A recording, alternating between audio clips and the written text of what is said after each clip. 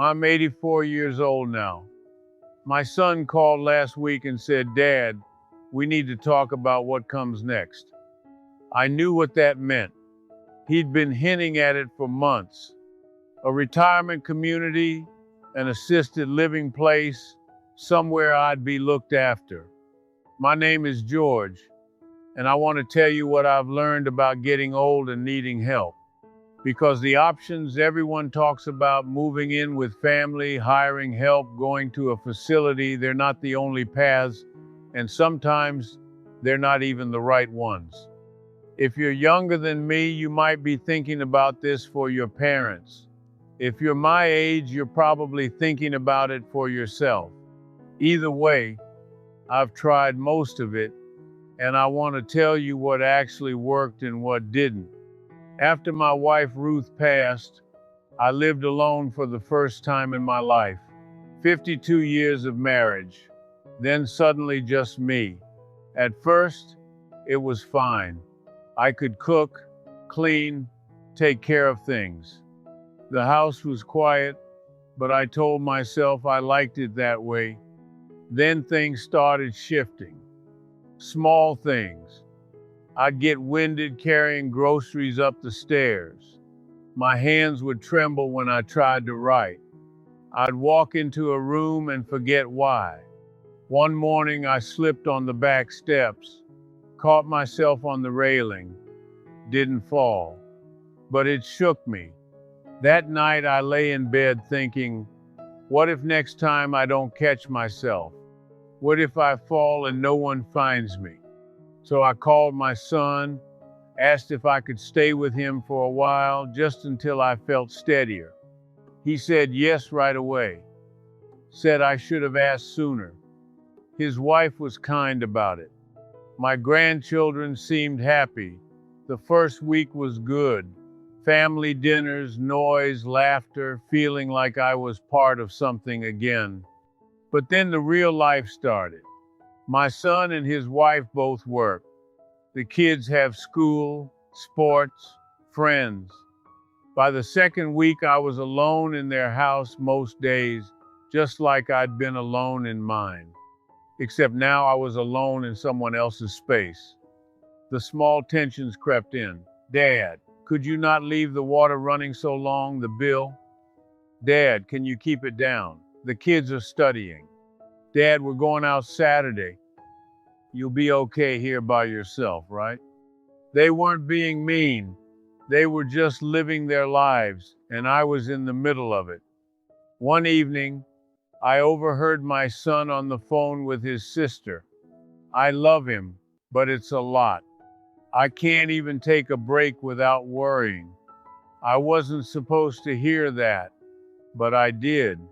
And I realized living with family doesn't cure loneliness.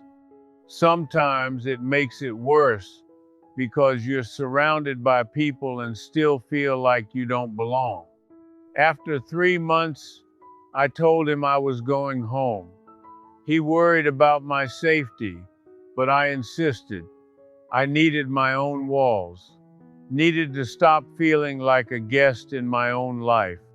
Back home, I felt relief, but I also felt the weight of everything I couldn't do anymore.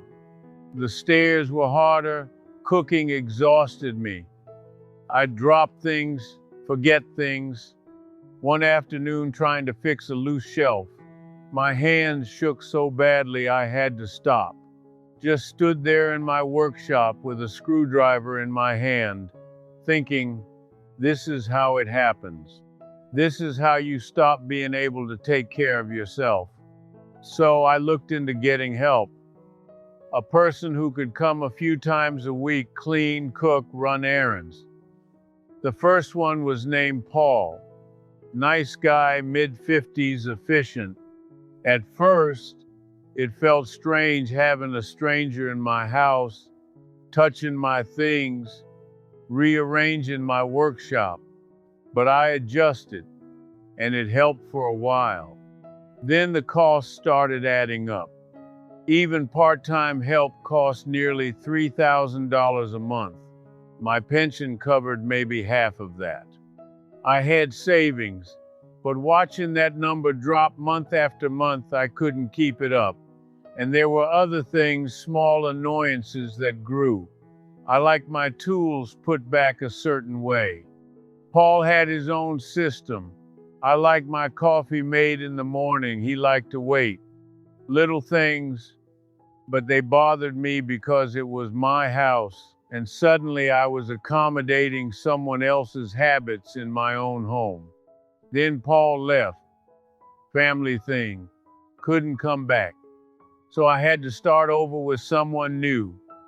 Different person, different ways, different everything. The third one lasted a month. The fourth, 2 weeks. Every time someone new walked through my door, I had to explain everything again, where things went, how I liked things, what I needed. I was exhausted and still spending money I couldn't afford. So I canceled the service. Now I was out of options, or so I thought. My son found a place, retirement community about 15 minutes away, clean, good reputation, nurses on staff. He asked me to try it for a month, just to see. I agreed, mostly because I was tired of trying to figure it out alone. The day I moved in felt strange, like checking into a hotel I never wanted to visit. My room was small, clean, but empty. Nothing like home.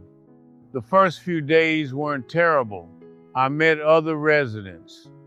We played cards, ate meals together. The food was fine, but by the end of the first week, I started feeling caged. Wake up at 7, breakfast at 8, lunch at noon, dinner at 5. I've never eaten dinner at 5 o'clock in my life, but that's when they served it. I like staying up late reading, always have. But at 9, the hallway lights would dim. If they saw light under my door, someone would knock. Mr. Bennett, it's time to settle in now. Time to settle in. I'm 84 years old. I've been making my own decisions for 8 decades, and now a stranger is telling me when to sleep. One evening, I wanted to sit outside. It was a beautiful night, cool air, stars clear. I headed for the garden. A staff member stopped me. Outdoor time ended at 7. Safety policy. Safety policy. Those 2 words became my cage. The worst part, I wasn't even that unwell. I could walk, think, take care of myself, but here I was living like I'd already lost everything. After 3 weeks, I called my son and told him I was leaving. Dad, you said you'd give it a month. This isn't living, I told him. I'd rather struggle at home than be comfortable in a prison. The day I left, the sun felt different. The air felt mine again. I was free. But back home, I still had the same problems. I still couldn't manage everything alone. Still got tired. Still dropped things. Still felt scared sometimes. I'd tried everything, family, hired help, a facility. None of it worked. For a few days, I just sat, watched the street from my window, tried to figure out what to do next. Then one afternoon, I was walking to the corner store. Not the big one that's too far now, just the little shop 2 blocks away. I passed my neighbor Tom. He lives 3 doors down. Young man, maybe 35, always in a hurry. He was on his phone pacing. I can't take another day off, Maria. My boss already warned me. He hung up. Looked like he might break. I knew his situation. Single father, works full time. His sons may be 6 or 7. Without thinking much about it, I walked over. Excuse me, Tom. He looked up. If you ever need someone to pick up your boy from school, I walk past there every afternoon anyway. He looked surprised. Oh, I couldn't ask you to do that. You're not asking. I'm offering. He hesitated. Then, are you sure? I'm sure. What's his name? Charlie. First grade. I'll be there at 3 tomorrow. That's how it started. The next day I picked up Charlie, walked him home. He talked the whole way about his teacher, his friends, a bird he saw. When Tom got home at 5:30, he knocked on my door with a container of food. I made extra. Please take this. I tried to refuse. You don't need to do that. You're helping me. Let me help you. That became our routine. I picked up Charlie every day. Tom left food for me a few times a week, but it grew into more. Tom, when he had time, fixed my leaky faucet, helped me with the shelf I couldn't manage. Tom showed me how to use the grocery app, set up delivery for the heavy things I couldn't carry. Charlie drew pictures for me, taped them to my refrigerator, started calling me Mr. George. One evening, Tom said, "You know, you've really changed our lives. I was drowning before," I smiled. "You've changed mine too." I'd forgotten what it felt like to matter. And that was it. That was what I'd been missing. I didn't need someone to take care of me. I needed to still be needed, to still have something to give. Now, I'm not saying this is the answer for everyone. Your situation might be different. Maybe you need more help than I do. Maybe living with family actually works for you. But here's what I learned. You don't have to choose between total independence and total dependence. There's a middle ground. You can accept help without giving up control. You can contribute without exhausting yourself. Connection matters more than money. I spent thousands on hired help and still felt alone. Now I spend almost nothing and feel more connected than I have in years. Because money buys services, but it doesn't buy relationship. Tom doesn't help me because I'm paying him. He helps because I help him. That's different. I still have something valuable to offer. I have time. I have presence. I can walk a child home from school. I can listen when someone needs to talk. Age doesn't make you useless. It just changes what you have to give. I'm 84. I live alone, but I'm not lonely.